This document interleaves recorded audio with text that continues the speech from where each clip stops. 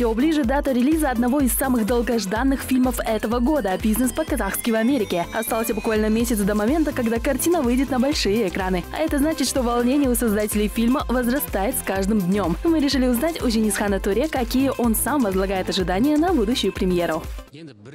Первая часть всем понравилась, сборы были рекордные, поэтому я верю, что вторая часть тоже побьет рекорды по сборам. Так как люди посмотрели первую часть и приняли хорошо, то и вторую обязательно посмотрят.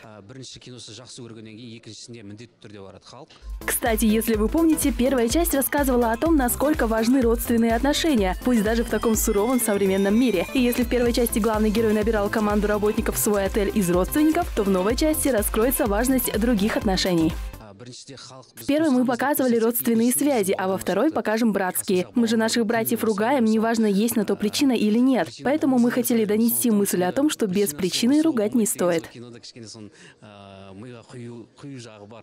Дружба, как известно, проверяется не только временем, но и трудностями, которые выпадают на жизненном пути. Именно поэтому сценарист решил отправить героев не просто за границу, а на другой континент. Мы решили, что сравнение братских отношений и трудностей перевода в комедийном жанре будет интересно посмотреть, поэтому решили снимать в США. В общем, сам Туре, да и Нурлан Куянбаев ждут от фильма большого успеха, учитывая, что делали это кино с душой и высоким профессионализмом. Так что вот к чему вам следует готовиться уже сейчас.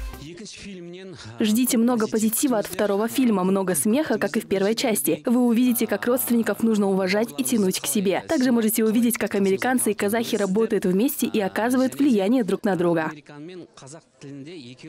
Ну а нам остается только в очередной раз напомнить вам, что на большие экраны «Бизнес по-казахски в Америке» выходит уже 28 декабря. Оставайтесь с нами, чтобы получить уникальную возможность отправиться на предпоказ. Мы обязательно поделимся с вами самой честной рецензией и очень важными подробностями.